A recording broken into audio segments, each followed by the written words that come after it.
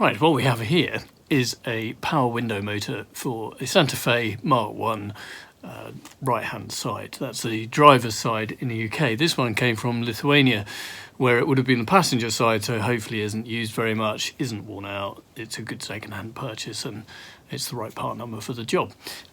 However, what they have done is cut the cable off where it goes in here.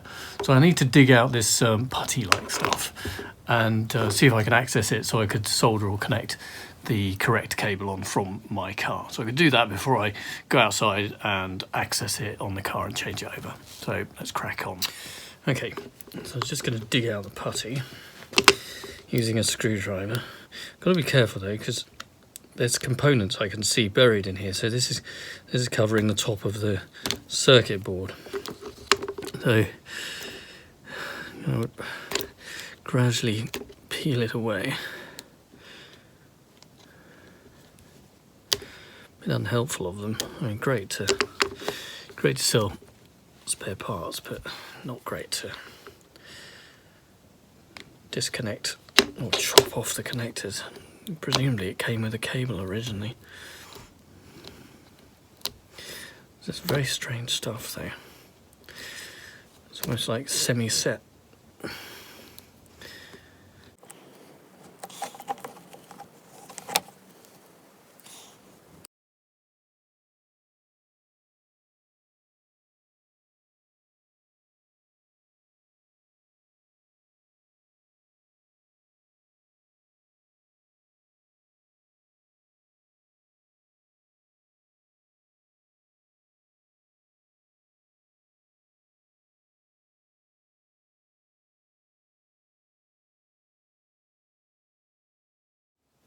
Okay, I've got two ends. I think I could probably solder onto those and put some sleeving on them to protect them. What I need to see now what we've got on the car. So let's get to the car and take the skin off the door. Okay, so we're at the Santa Fe, and this is the door that we've got to strip down. Inside here is a window motor, and that's what I'm going to get to. So let's quickly take this apart and get inside. There's fixings under the sides here. There's a screw in there. There's a screw behind the door handle. There's another couple of screws on the outside edge. And once those are done, there's poppers that come off to release the whole thing off. I'm going to do it in time lapse.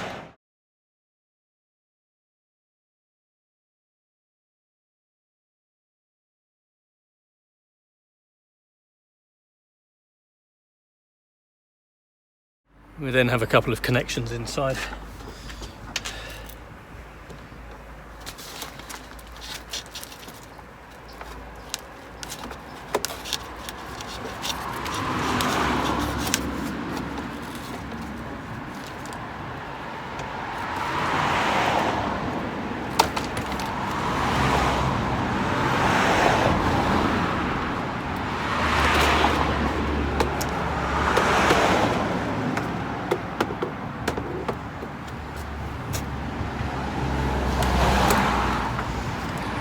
To unclip it. There we go.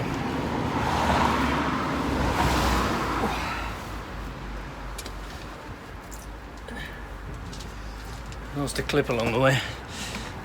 These, you can see them around the bottom there. They, I'm not sure where this one was from. Oh, it's from here. This slot's in there. They just pop in when it's in place just around the bottom. Right, so next is to have a look at the window winder. Okay, easier to see from this side. It's the plastic in here is quite fragile, and obviously it's very sticky where it's held in place with this sort of semi-setting tarry type stuff. So I'll just peel that carefully off there to reveal it. And there it is in its glory. The connections that I was worried about before are these ones, and you can see this has got the same icky gooey stuff. I'm going to disconnect this here just for now, because what I'm going to need to do is cut these and solder them onto the new one. But I also need to undo these bolts. So let's grab a socket. Okay.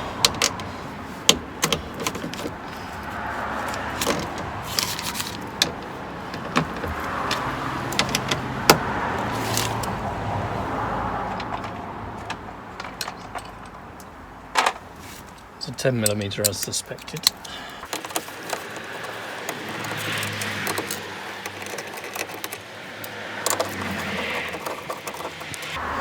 There we go.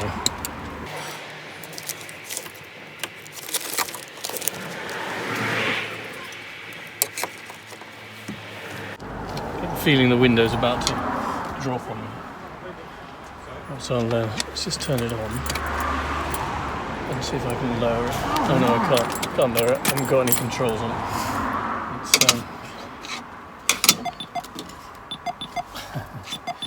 Let's hold it in place. Yeah.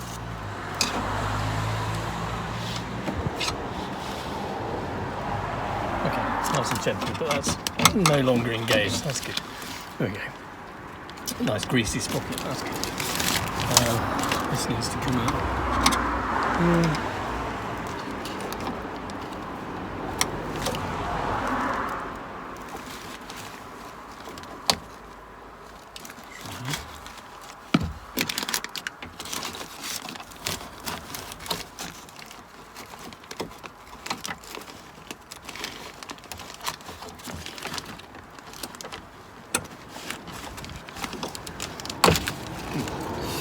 Okay, I'll just tug that. Right, there we go. I have a motor. What I now need to do is cut this off here and solder it onto the other one. So let's get this back in the workshop. Okay, so here we have the one that I stripped back. This is the one that's just come out of the car. So what I need to do is do basically what the other guys did to the other one. I'll leave a little bit more tail on this one in case we need it. Strip those back.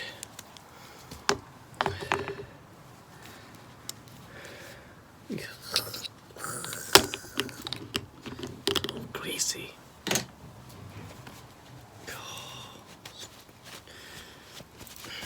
Let's cut it off.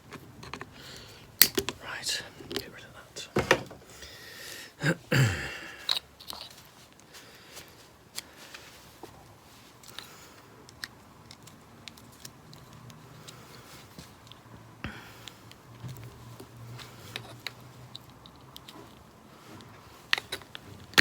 Just going to try and reveal the ends on this, like so. Then I can touch them together with solder and cover them. I need some sleeving to go over these that I can pull down and then seal in place. So let's grab some sleeving. Right. So I have this here. Here I've got some brown sleeving, which I'm going to cut just some short lengths. Let's see if I can get these onto here, up inside there. Okay. What I can do is pull those down once they're soldered. Hopefully my solder blobs will be small enough that this can go over the top. Right, let's see if we can tin all of this and then solder them together. Got the soldering iron heating, got some solder right by the end. Okay.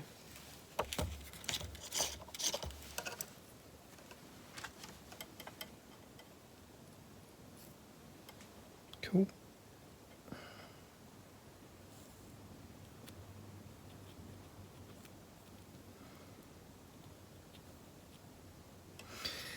Bit of tinning. Pretty good. Same on these.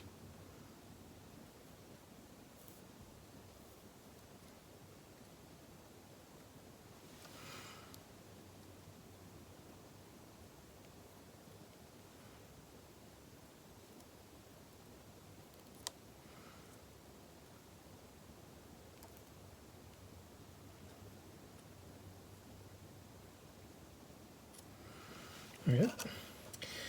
Now, theoretically, all I need to do is touch these together and let the good stuff flow.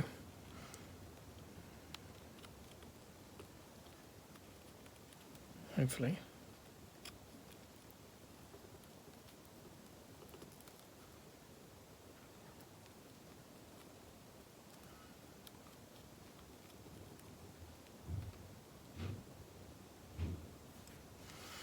Oop.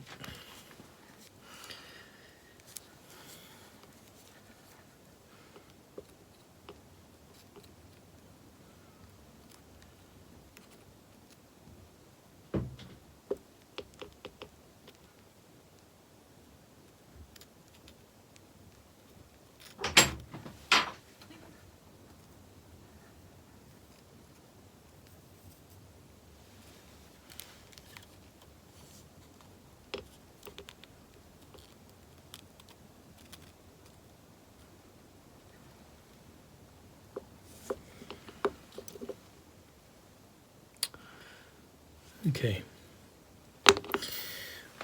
Well, they seem to be soldered together. I'll turn that iron off. See if I can get my sleeving down. Protect them.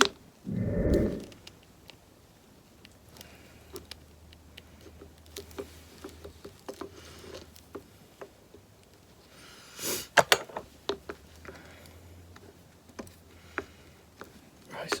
Well, let's squeeze all of that back down in there so it doesn't go anywhere. Then we'll tie this back on here, which is where it was.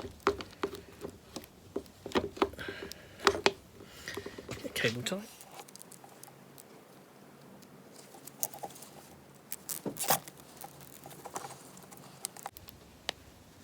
There. Right. If all is well in the world, I should be able to install this. And it should work. Off we go. Okay. We'll go back on here.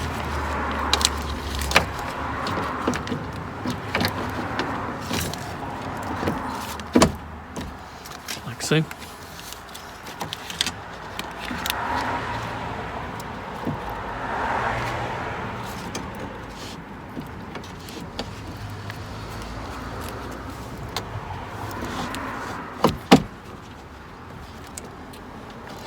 Need to engage the gear, that's what I've just done there.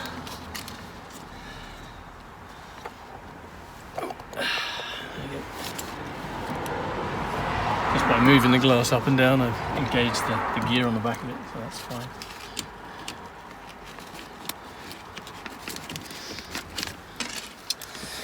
Just get these nuts on.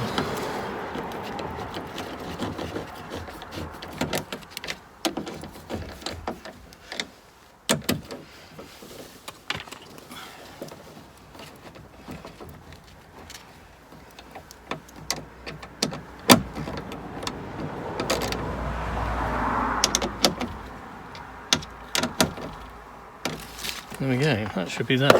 Just put the thing back together. Let's not forget this connection before we put the door trim back on. Okay. And obviously this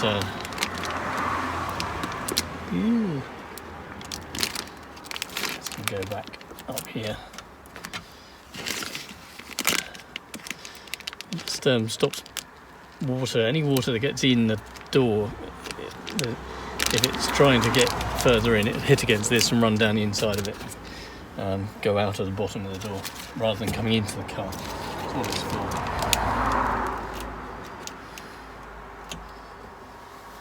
But it's been wrecked over the years. Right, there we go. So this is exactly the same in reverse. I'm just going to time lapse it and put it all back together again.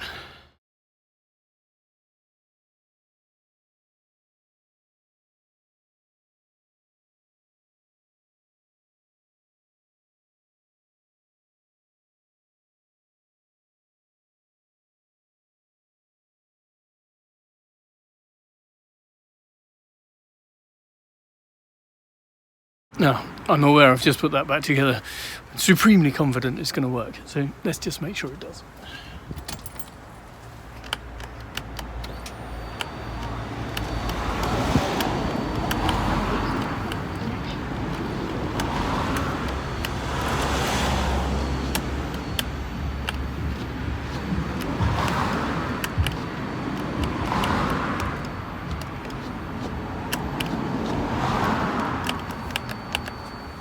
It doesn't. That's annoying. And would you believe it? That didn't work. It was a nice lesson for me in checking that things are definitely working before installing them and putting everything away. Actually, in the end, just to make the window work, I've robbed the one from the passenger driver's side window, which will work on it. It's a slightly different model, and it may not have the auto sensing for the sort of one-click control, so I'm going to have to be bit careful with it until I get another motor. But obviously that one from Lithuania wasn't working. My bad. If I turn the ignition on now, this now works. Rather curiously though, the switch is the wrong way around, and I think that's because the motor isn't the right one. Pulling up and it goes down. So I'm going to get another one ordered and I'll swap it over, but it actually worked. That was the process, and it was it's a bit tricky getting in there. That protective film's a bit annoying, but I hope it was a useful video for you guys, just to see what you're going to come across if you do decide to do this job. Give it a like if you liked it, put a comment in the chat if you've got any questions, and subscribe to the channel. Thanks for watching. Take care.